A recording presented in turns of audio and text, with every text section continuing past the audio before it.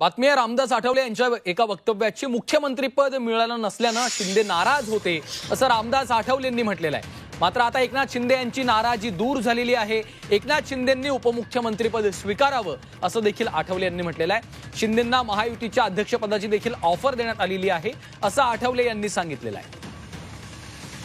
शिंदे साहब को लगता था कि वह उनको मुख्यमंत्री पद का मौका मिलेगा और एक बार, लेकिन बीजेपी के हाईकमान ने उनको मैसेज दिया था कि वह इस वक्त बीजेपी का मुख्यमंत्री बनेगा और इसलिए थोड़ी उनकी नाराजगी थी। लेकिन अभी नाराज रहने से काम नहीं चलेगा। हमारी भूमिका ये है कि उन्होंने डिप्टी सीएम बनना चाहिए, उनको जो पोर्टफोलियो चाहिए उस पर वो आग्रह कर सकते हैं, या फिर महायुति का अध्यक्ष पद उनको लेकर वो सरकार के साथ उनके संबंध हमेशा अच्छे रहेंगे, उनके सुझाव भी सरकार विचार में ले सकती है।